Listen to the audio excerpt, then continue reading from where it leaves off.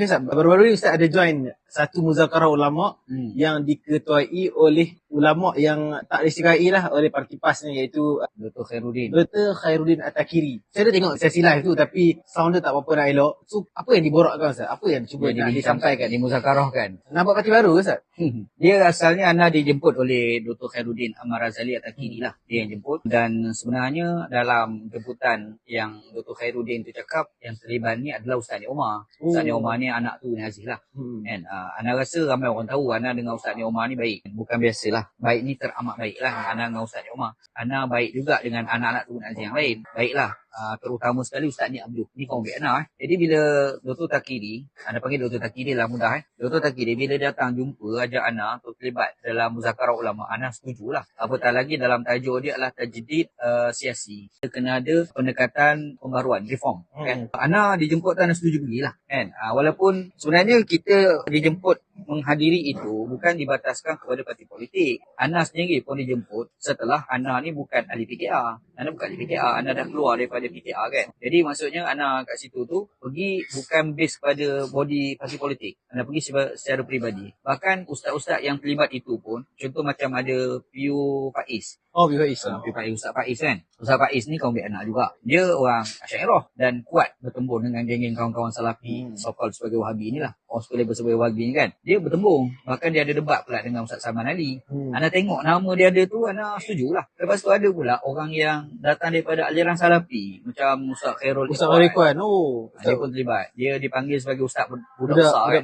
Ana pun hadir. Dan memang sebenarnya Ana dengan Ustaz Khairul Ikhwan ni ada berhubung lah. Kan? Berhubung dah ada. Sebelum pertemuan tu pun, sebelum tu ada jumpa kat Kuala Lumpur. Tapi tak lama lah sembang-sembang kawan. Lepas tu, bila kita tengok merentasi aliran, Ana pergilah, tak ada pun. Sebab Ana rasa ramai orang tahu Ana ni orang yang tak suka bertembung kerana aliran-aliran mazhab. Ana rasa ramai orang tahulah. Ana tak suka aliran Asy'ariyah Salafiyah ni bergaduh. Sebab Ana selalu nak mengambil sikap Salafiyah dengan Asy'ariyah ni kita kena damaikan. Sebab sama-sama Ahlussunnah wal Jamaah dan kita kena bergabung untuk kita membina kekuatan orang Islam itu sendirilah. Jadi apabila Ana tengok merentasi aliran, Ana hadir. Tak ada pun. Sebab memang itu pun yang Ana fikir selama ni daripada sudut kita sebagai orang Islam ni jangan bertembung disebabkan aliran. Apabila ada orang Asy'ariyah, ada orang Salafiyah, Ana pergilah. Dan menariknya dalam temuan itu NGO pun hantar wakil daripada Wadah datang. Wadah pun datang, kawan-kawan daripada Ikram pun ada. Lepas tu yang lain tu yang ustaz-ustaz pondok lain pun ada. Baba Zul pun datang. Baba Zul pun datang. Dia hadir sebagai yang hadir lah. Ustaz Zuliadin datang. Jadi Ana rasa menarik lah pertemuan tu. Cuma dari sudut Ana, bila diminta bercakap, Ana menjelaskan berkenaan dengan sejarah politik orang Islam ni memang tak boleh lari daripada bergaduh daripada dulu lagi. Tetapi kita kena cari satu jalan untuk mendamaikan di antara perbalahan. Sebab itu tidak menguntungkan kepada orang Islam dan umat itu sendirilah. Apatah lagi kalau kita tengok sejarah Pidato Osmaniyah 1924. Ini benda yang sebut dalam wacana dalam muzakarah tu. Dalam muzakarah tu Anda sebut 1924 Pidato Osmaniyah Turki. 2026 ni kita start cakap tentang tajdid. Maksudnya kita ni dah sampai 102 tahun. 102 tahun kita bincang untuk tajdid. Nabi Muhammad SAW kata Allah Ta'ala bangkitkan pada tiap-tiap 100 tahun itu akan ada golongan yang mentajdidkan agama. Ini sesuai lah. Anda kata selaras lah dengan konsep. Jadi kita hadir lah. Itu je lah. Cuma anda tak nafikan. Mesti ada orang tak suka. Tak suka tu biasa pada Ana. Lumrah. Sebab tambahan pula orang macam Ana ni pun ramai musuh. Anda tak nafikan. Ramai orang tak suka Ana lah. Ada yang tak suka Ana. Ada orang Salafi. Dan ada orang Asy'ariyah tak suka Ana. Walaupun Ana pun sendiri kadang-kadang beberapa kali lah Ana pernah kata Ana bukan Salafi. Ana orang Asy'ariyah.